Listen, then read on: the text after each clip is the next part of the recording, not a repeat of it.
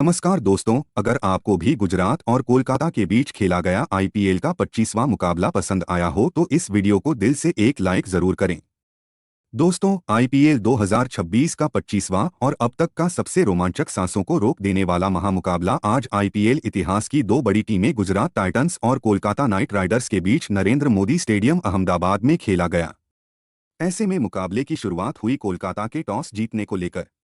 जी हां, आज के इस रोंगटे खड़े कर देने वाले महामुकाबले में कप्तान अजिंक्य राणे ने टॉस जीता और पहले बल्लेबाजी करने का फैसला किया और विपक्षी टीम गुजरात को गेंदबाजी के लिए आमंत्रित किया था। फिर मुकाबला शुरू हुआ। रनों की बारिश करने के इरादे से कोलकाता की ओर से अजिंक्य रहने और टीम सीफर्ट ओपनिंग बल्लेबाजी करने के लिए मैदान में उतरे।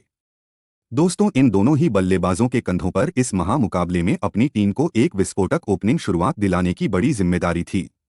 परंतु दोस्तों, पहले बल्लेबाजी करते हुए आज के मुकाबले में कोलकाता की शुरुआत काफी शर्मनाक रही। जी हां, दरअसल गुजरात की ओर से गेंदबाजी पर आए तूफानी गेंदबाज मोहम्मद सिराज के खिलाफ भले ही ओवर की दूसरी गेंद पर स्ट्राइक पर मौजूद टीम सीफर्ट ने कवर की ओर अपने बल्ले का मुंह मोड़ते हुए एक बेहतरीन चौके के साथ अपनी पारी का आगाज किया।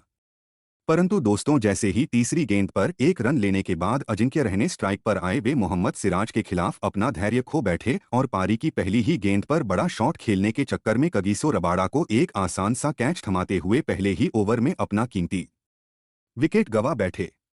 आपको बता दें, अजिंक्य रहाणे आज टीम के लिए कुछ खास नहीं कर पाए और बिना खाता खोले पवेलियन का रास्ता नाप लिए। दोस्तों, पहले ही ओवर में कोलकाता के कप्तान का विकेट मिल जाने के चलते अब काफी जल्लोष करते हुए गुजरात के प्रशंसक और साथी खिलाड़ी अब मैदान पर नजर आ रहे थे, तो वहीं दूसरी ओर अजिंक्य रहने काफी निराश होते हुए पवेलियन का रास्ता नाप चुके थे। ऐसे में दोस्तों, जल्दी ही पहला झटका लग जाने के बाद अब कोलकाता की ओर से मैदान में उतरे युवा बल्लेबाज अंकुरिश रघुवंशी, जिन्होंने आते ही अपनी बेहतरीन लय का नमूना मैदान में पेश किया और पॉइंट की ओर कट लगाते हुए खूबसूरत चौके के साथ इस पहले ओवर का अंत कर डाला। मोहम्मद सिराज के खिलाफ पहले ओवर में कोलकाता की टीम ने 9 रन बटोरे। दोस्तों, पहला ओवर मोहम्मद सिराज लेकर आए थे, ऐसे में दूसरा ओवर लेकर आए गुजरात की ओर से तूफानी गेंदबाज कगिसो रबाड़ा, परंतु दोस्तों, उनके स्पेल की शुरुआत काफी निराशाजनक रही और ओवर की दूसरी ही पटकी हुई गेंद पर स्ट्राइक पर मौजूद टिम सीफर्ट ने उनका समाचार लिया और बेहतरीन पुल लगाते हुए गेंद को सीधे दर्शक दीर्घा में पहुंचा दिया। वहीं दोस्तों, ओवर की चौथी गेंद पर उनके साथ निभा रहे रघुवंशी ने भी अपने मैदान में होने का सबूत पेश किया और कगिसो रबाड़ा की बाहर जाती हुई गेंद पर पीछे की ओर कट लगाते हुए अपनी पारी का दूसरा चौका जड़ दिया। दोस्तों, पहली 5 गेंदों पर ही अब कोलकाता की टीम ने 10 रन अपने खाते में जोड़ लिए थे, जिस कारण आवश्यकता थी इस ओवर का सॉलिड तरीके से अंत करने की। परंतु कहते हैं ना कि लालच बुरी बला होती है, और ऐसा ही ओवर की आखिरी गेंद पर रघुवंशी की ओर से देखने को मिला, जिन्होंने कगिसो रबाड़ा की बाहर जाती हुई गेंद को छेड़ने का प्रयास किया। परंतु दोस्तों, उनके बल्ले और गेंद का सही से संपर्क नहीं हुआ और अंदरूनी किनारा लेते हुए गेंद सीधे विकेटकीपर जोस बटलर के दस्तानों में चली गई। और दोस्तों, इसी के साथ दूसरे ही ओवर में कोलकाता को आज के महामुकाबले का एक और बड़े झटके का सामना करना पड़ा। आपको बता दें, अंकुरिश रघुवंशी को एक शानदार शुरुआत तो मिली, लेकिन वे ज्यादा वक्त क्रीज पर नहीं टिक पाए और मात्र 8 रन बनाकर पवेलियन का रास्ता नाप लिए।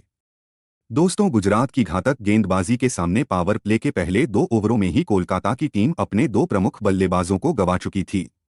देखा जाए तो शुरुआती ओवरों में ही अब गुजरात ने कोलकाता की टीम पर दबाव डाल दिया था।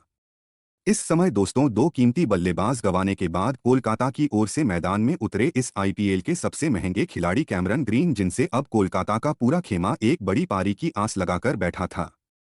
परंतु दोस्तों, इसके बाद विकेट गिरने का दबाव साफ तरीके से कोलकाता की टीम पर देखने को मिला, क्योंकि इसके बाद मैच का तीसरा ओवर पूरी तरीके से गुजरात ने अपने हित में किया, जहां पर गेंदबाजी पर आए तूफानी गेंदबाज मोहम्मद सिराज ने एक बार फिर अपनी घातक गेंदबाजी का जादू मैदान में बिखेरा और दोनों ही कोलकाता के बल्लेबाजों को अपनी बेहतरीन गेंदबाजी में उलझाते हुए इस ओवर में महज 4 रन बटोरने का मौका दिया और इसी के साथ पावर प्ले के पहले 3 ओवरों का खेल भी पूरी तरीके से समाप्त हो गया। दोस्तों, देखा जाए तो अब तक हुए पावर प्ले के पहले 3 ओवरों में पूरी तरीके से गुजरात की टीम का दबदबा देखने को मिला था, जहां पर उन्होंने अब तक 2 विकेट भी अपने नाम किए थे और महज 25 रन बनाने का मौका अब तक कोलकाता की टीम को दिया था। परंतु दोस्तों, अभी भी पावर प्ले के आखिरी 3 ओवरों का खेल बचा हुआ था, जिस कारण देखना दिलचस्प था कि बचे हुए आखिरी 3 ओवर कौन सी टीम अपने हित में करती है। ऐसे में दोस्तों मैच का चौथा ओवर लेकर आए गुजरात की ओर से विकेट चटकाने वाले रबाड़ा, परंतु इस बार उनके ओवर की शुरुआत काफी खराब रही और कोलकाता के ओपनिंग बल्लेबाज टीम सीफर्ट ने आते ही उनका एक बेहतरीन चौके के साथ स्वागत कर डाला लगने लगा। अब इस ओवर को कोलकाता की टीम बड़े ओवर में तब्दील करेगी, परंतु दोस्तों इसके बाद गेंदबाजी पर मौजूद कगिसो रबाड़ा की वापसी इस ओवर में देखने को मिली, जिन्होंने इसके बाद अपनी लाइन और लेंथ में बदलाव किया और अगली 4 गेंदों पर एक भी रन बटोरने का मौका कोलकाता की टीम को नहीं दिया। इस कारण दोस्तों टीम सीफर्ट तिलमिला गए और ओवर की आखिरी गेंद पर पॉइंट की ओर जोरदार शॉट खेलने चले गए, परंतु दोस्तों रबाड़ा की रफ्तार को वे समझ नहीं पाए और पॉइंट पर खड़े ग्लेन फिलिप्स को एक आसान सा कैच थमाकर टीम का साथ छोड़ गए। आपको बता दें गुजरात के खिलाफ आज टीम सीफर्ट 14 गेंदों में 19 रनों की पारी खेल आउट हुए। दोस्तों गुजरात की तूफानी गेंदबाजी के सामने बिखरी हुई कोलकाता की टीम मैदान पर नजर आ रही थी, क्योंकि अभी तक 50 रन भी स्कोर बोर्ड पर नहीं लगे थे और 3 कीमती बल्लेबाजों को कोलकाता की टीम गंवा चुकी थी। देखा जाए तो शुरुआती ओवरों में ही अब गुजरात ने इस मुकाबले पर अपनी पकड़ बनाना शुरू कर दिया था। ऐसे में समय दोस्तों अब इस संकट की घड़ी में कोलकाता की ओर से मैदान में उतरे विस्फोटक बल्लेबाज रोमन पॉवेल तो वही गुजरात की ओर से इसके बाद मैच का 5वां ओवर लेकर आए। फिर अनुभवी गेंदबाज मोहम्मद सिराज, जिन्होंने एक बार फिर कभी अपनी अंदर तो कभी बाहर जाती हुई गेंद में मैदान पर मौजूद कोलकाता के धाकड़ बल्लेबाजों को काफी ज्यादा उलझा के रखा और इस ओवर में एक भी बड़ा शॉट नहीं खेलने दिया और मात्र स्ट्राइक रोटेट करने पर मजबूर कर दिया। परंतु दोस्तों अब पावर प्ले का महज आखिरी ओवर कोलकाता की टीम के पास शेष था। ऐसे में एक सम्मानजनक स्कोर पावर प्ले में खड़ा करना था, तो इस आखिरी ओवर में बड़े शॉट खेलने आवश्यक थे। परंतु दोस्तों पहले 5 ओवरों की तरह ही पावर प्ले का आखिरी ओवर भी पूरी तरीके से शांत कोलकाता की टीम के लिए साबित हुआ, जहां पर रोमन पॉवेल और कैमरन ग्रीन ने गुजरात के तेज गेंदबाज कगिसो रबाड़ा के खिलाफ बड़ा शॉट खेलने का प्रयास तो किया, परंतु वे हर बार बीट होते चले गए,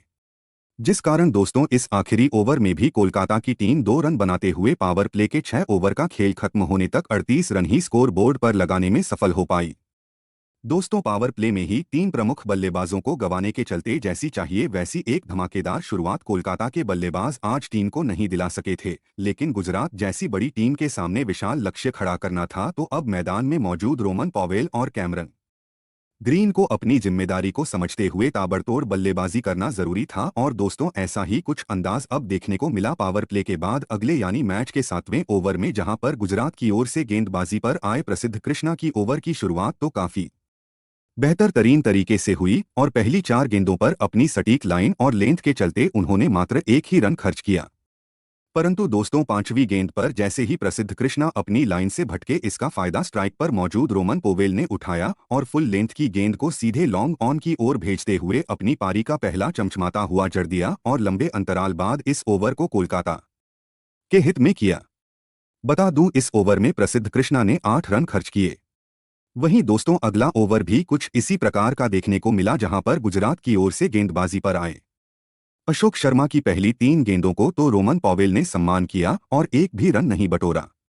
परंतु दोस्तों ओवर की चौथी अशोक शर्मा की पटकी हुई गेंद को देख रोमन पॉवेल ने अपना हाथ खोला और जोरदार पुल लगाते हुए एक बार फिर गेंद को में तब्दील कर डाला। तो वहीं इसके बाद अगली गेंद पर बैकफुट पंच करते हुए इस बार चौका अपने नाम किया। बता दूं अब तक का यह सबसे बेहतरीन ओवर कोलकाता टीम के लिए साबित हुआ, जहां पर रोमन पॉवेल ने अपने खुद के दम पर 11 रन बनाए। और दोस्तों कहते हैं ना कि खरबूजे को देखकर खरबूजा रंग बदलता है, वैसा ही कुछ अगले ओवर में मैदान पर देखने को मिला, जहां पर रोमन पॉवेल का साथ निभा रहे कैमरन ग्रीन ने भी अपने मैदान में होने का सबूत पेश किया और गुजरात की ओर से गेंदबाजी पर आए प्रसिद्ध कृष्णा के ओवर की पहली ही गेंद पर बेहतरीन पुल लगाते हुए ऑफ साइड की ओर एक शानदार चौका जड़ दिया और इसके बाद बची हुई अगली 5 गेंदों पर स्ट्राइक रोटेट करते हुए कोलकाता की रनगति को आगे बढ़ाना बरकरार रखा।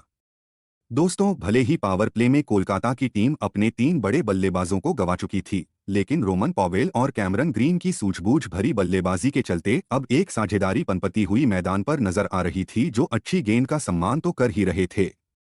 लेकिन खराब गेंद को समय समय पर बाउंड्री पार पहुंचाने का काम भी करते जा रहे थे।